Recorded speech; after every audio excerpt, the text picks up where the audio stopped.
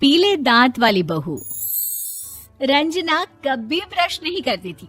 उसे कितनी बार उसके माँ बाप ने डांटा, लेकिन उसका कोई असर उस पर होता ही नहीं था, जिस कारण से उसके दांत पीले पीले हो जाते हैं।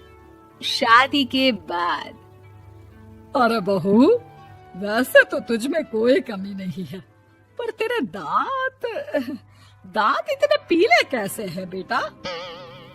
कैसे मतलब? कोई सर्जरी थोड़ी ना कराइए। वो तो क्या नाम, मैं ब्रश नहीं करती थी तो पीले हो गए। अब क्या करूं? आप कहें तो लाल करवा लूं या फिर काले? यार ये क्या है, क्यों माँ से लड़ रही हो? लड़ रही हूँ? अरे मैं लड़ रही हूँ या ये बोल रही है कि दांत पीले हैं, पीले।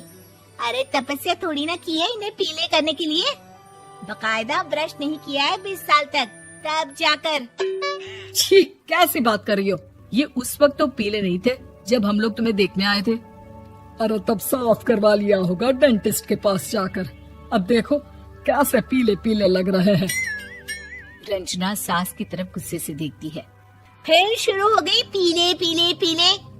अरे पीले तो तब भी थे जब मेरे हाथ का रसगुल्ला उड़ा उड़ा कर खा रही थी और बोल रही थी, लड़की नहीं गुणों का खजाना दे रहे भाई साहब आप। खैर, अब वो लोग करते भी तो क्या करते, पीले दांत वाली बहू पल्ले पड़ी थी तो झेलना तो था ही। एक दिन कीर्तन में रंजना गाना गा रही थी। अरे कमला बहन, माँ का द्वार है, यहाँ तो सब शुद्ध होकर आते हैं, फिर अपनी बहू को ब्रश भी नहीं करवाती तुम। दूर से पीले पीले दांत भक्ति में बाधा उत्पन्न कर रहे हैं। अरे कोई 2 साल के बच्ची थोड़ी ना लेकर आई हूँ मैं बहू बनाकर। अच्छी खासी लड़की है, अरे कैसे करवाऊं ब्रश? ये तो उसे खुद करना चाहिए ना। अब माँ बाप तो इसके जैसे तैसे निपटा दिए, ये नहीं सोचा कि सास कैसे संभालेगी।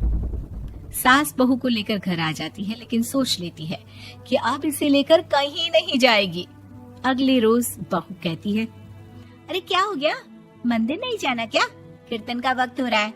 मेरी मधुर वाणी से कान्हा जी जागते हैं और सोते हैं।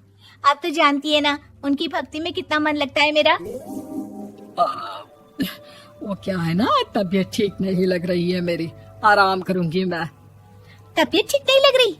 अभी तो मिथुन के गाने पर नाच रही थी आप, और अब बोल रही है कि तबीयत ठीक नहीं लग रही। अरे भक्ति में मन लगा लो सासू माँ, ऊपर जाना है, क्या मुंह दिखाओगी आप? हाँ? सास को बहू की बात पर गुस्सा आ जाता है। मैं क्या मुंह दिखाऊंगी, इसकी चिंता तो ना कर, समझी? अपने मुंह की चिंता कर, जो ये पीले पीले दांत लेकर हर जगह पहुंच जाती है। पता है लोग कितना मजाक बनाते हैं। ना जी ना, मैं नहीं जाना कहीं तेरे साथ। तो ये बात है, कोई ना, मत जाओ, मैं अपने कमरे में ही बैठकर भक्ति कर लूंगी। ऊपर वाला दांत थोड़ी ना देखता है, मन देखता है, भावना देखता है। और अरे बस बस, तू सब कुछ दिखा, बस ये सफेद चमकदार दांत ना दिखाना किसी को, है? जा यहाँ से। बहू को सास की बात का कोई फर्क नहीं पड़ता, वो तो जैसी थी वैसी ही रह जाती है। सुबह नहाकर किचन में खाना बनाना, फिर खाना खाना, कीर्तन भजन करना और सो जाना। एक दिन, माँ जी मैं सहेली के घर जा रही हूँ, शाम को लेट आऊंगी। हाँ हाँ तो जाना, मैंने कौन सा तेरी आरती करनी है घर पर बैठकर। रंजना सहेली के घर जाती है, जहाँ वो पार्टी में जाने की तैयारी कर रही होती है। अरे शिखा, कहाँ जाने की तैयारी कर रही है? मैं गलत वक्त पर आ गई क्या? अरे नहीं यार, उल्टा सही वक्त पर आ गया। मैंने ये साड़ी और ज्वेलरी निकाली है यार, शाम को इनके ऑफिस की एक पार्टी में जाना है। बताना कैसा लग रहा है ये सब? नहीं यार, इस ड्रेस के साथ तो वो वाली ज्वेलरी अच्छी लगेगी। हाँ हाँ सही बोल रही है, मैंने ध्यान ही नहीं दिया। वैसे तो हमेशा से मस्त फैशन सेंस रखती है। तो बड़ा जाती होगी ना पति के साथ पार्टी में। रंजना कुछ नहीं बोलती, बस सोचती है कि यार काश ये बात सही हो जाती, पर मैं क्यों नहीं जाती पार्टी में? क्या इन लोगों की कोई पार्टी होती नहीं होगी? रंजना घर आती है और रात में पति से सवाल करती है, एक बात बताइए, आप मुझे किसी पार्टी में क्यों नहीं ले जाते? क्या आपकी यहाँ ऑफिस में पार्टी नहीं होती? पति बेचारा क्या कहता कि दांत पीले हैं तुम्हारे इसलिए। अरे कोई पार्टी होती नहीं हम लोगों के ऑफिस में, तो कहाँ से लेकर जाऊं?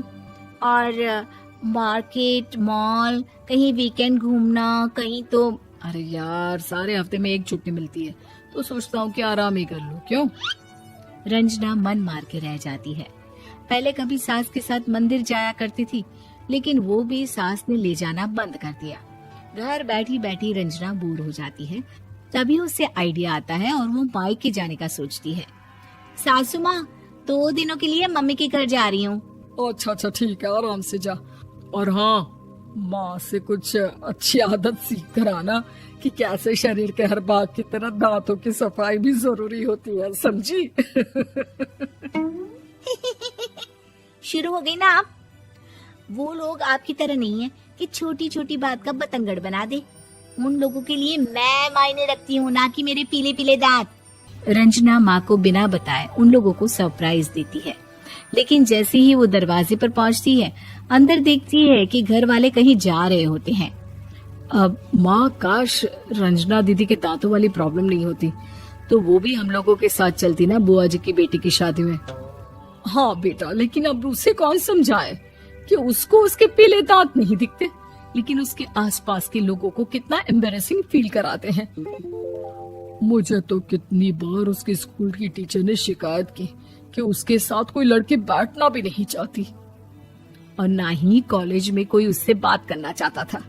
लेकिन पता नहीं क्यों उसे ये बात समझ में ही नहीं आती। कोई कमी नहीं है उस लड़की में, बस यही कि दांत पीले हैं। वो तो भला हो जीजा जी और उनकी माँ का, जो दीदी को जैसी है वैसे ही रखा हुआ है। रंजना को अपने घर वालों की बात सुनकर बहुत दुख होता है। वो सोचती है कि वो क्या करे, लेकिन फिर वो सीधा डेंटिस्ट के पास जाती है, अपने दांत चमकाती है और कसम खाती है कि वो रोज ब्रश करेगी। अरे क्या हो गया? तुम तो 2 दिनों के लिए गई थी ना। पर कोई ना, अच्छा है, चलो आ गई तो। रंजना सास के सामने आकर खड़ी हो जाती है और पूरी स्माइल करती है, उसके चमकदार दांतों को दिखाती हुई। हैं? चले मंदिर। माँ, मुझे माफ कर दीजिए, मैंने आप लोगों को बहुत एम्बैरेसिंग फील करवाया। मैं आज से रोज ब्रश करूंगी।